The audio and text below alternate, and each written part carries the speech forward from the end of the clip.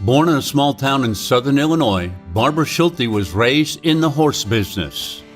I remember being young, in grade school and going out to the barn and riding. I mean, that was like a prerequisite of our family. That's what we did because our family built up to 400 and 500 horses. So that's what we did.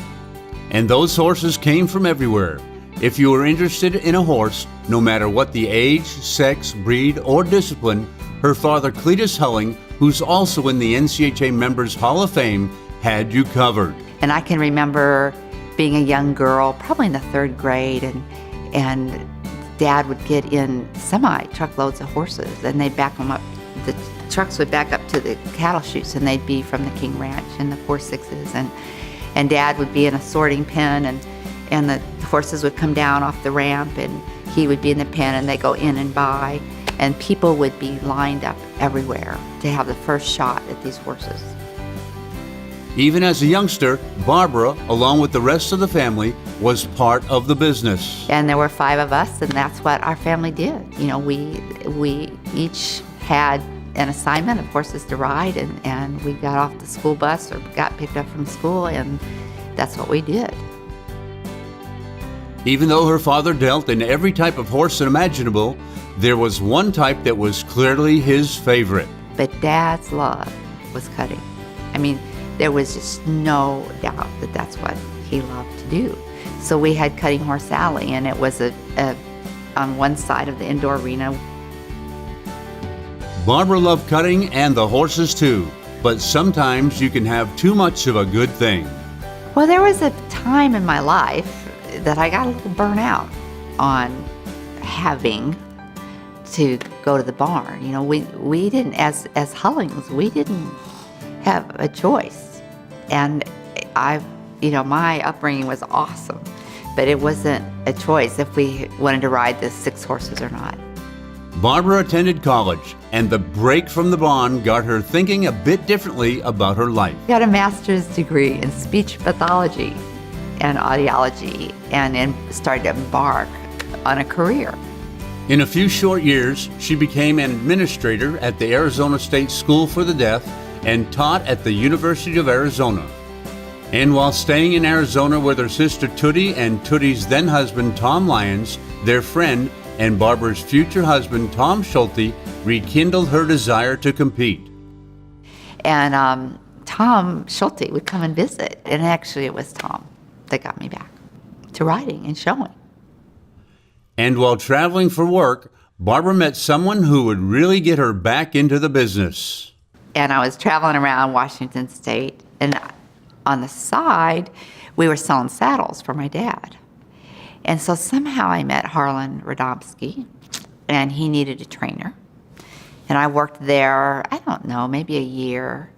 And then I came down to the Futurity and was a catch rider for Joe Heim. Back in Arizona, Barbra met George Kalutis from Brenham, Texas, and he happened to need a trainer. Barbra, Tom, and their son Zane were now residents of Texas, eventually staying in Brenham to start their own business. And Barbra was extremely successful. She won the Open Championship at the NCHA Derby, Super Stakes, and the Augusta Fraternity. Her husband Tom started timing her runs, which led to clocks being available for riders to see. And Barbra may have been the first person to start writing down characteristics of the cattle. But that didn't start out exactly as planned. There's major controversy whether Jody Gallion or myself was the first one to write down cattle on a list. Jody's always kind of wanted to copy other people. So I think it was, of course, I think that it was me. So I remember Jody and Paul and Bill Riddle and myself, we're sitting up there watching cattle in the boxes, and I'm just writing cattle, and people would make so much fun of me. What you got on your list, Barb, now, Barb? And I'm just writing in this list is my lifeline because I don't remember. Other people like Kathy Dawn and these people just have these visual memories. I do not have a visual memory. And so all of a sudden I'm writing and I'm really excited and it's a big deal. And I dropped my list. And first of all, someone's showing, and this paper's just going like this down. And I'm going, oh, these cattle are going to like just squirt out and ruin this person's run. And so that didn't happen. But then the list landed and the cattle didn't scatter. So, shoo. And then the next thing I know, this cow eats my list like a goat. And it just kind of goes into the mouth. Even though Barbra has been extremely successful as a trainer, she's had many interests in life. I would say in the late 80s, early 90s, somewhere around in there, I realized that I had this love. I just kind of stumbled upon it, but I followed it, that I had this love for what was the difference in performers. Barbra had a desire to share her knowledge about peak performance with other equestrians. She became certified as a personal performance coach and introduced the Mentally Tough program to riders of all disciplines. She's written 2 books, was a columnist for the AQHA Journal for 6 years, and has conducted clinics and seminars throughout the United States, Canada, Australia, and Europe. And so I think that as in my career in cutting now, as I travel and speak and write and teach, because I'm really, known for this personal performance training as well as cutting, that I hopefully do a great job representing cutting and talking about cutting and teaching cutting and get people interested in cutting. And, it's just a thing that I can reach beyond the normal things that we do here and hopefully influence people. And hopefully I've made and am making a contribution in a really unique way, because I think I approach it in a unique way.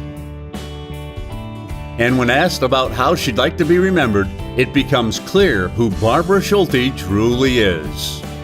I would like to be remembered as someone who encouraged other people.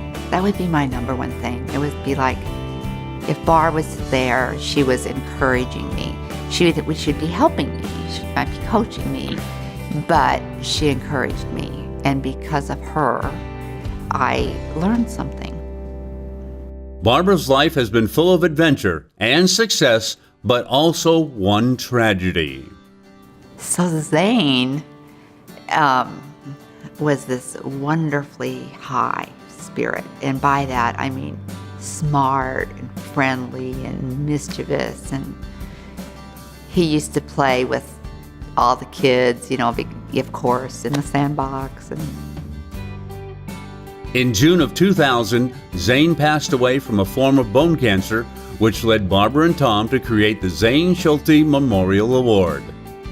And I would say, for all of my involvement with the NCHA, the thing that is most dear to me is that his award in his name lifts up trainers, because it acknowledges character and contribution and caring and helping people.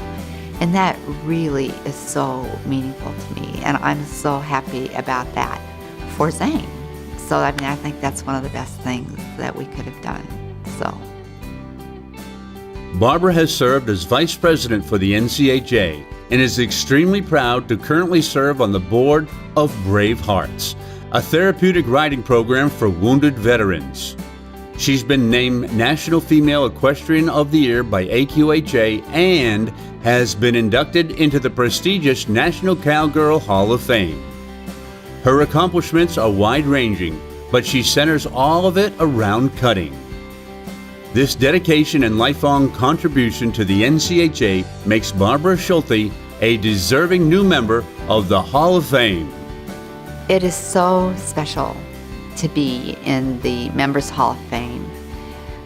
First of all, because I'm, deeply honored and very, very grateful and pleased that it is felt that I've made a contribution, because the NCHA has given me so much. So I'm delighted that perhaps I could have given back. And also, I'm very impressed with the people who are in the Members Hall of Fame and to be among them. And one of them is my dad. And so when I realized that I was going to be in the Hall of Fame with my dad, that means a lot to me. It's very special to me.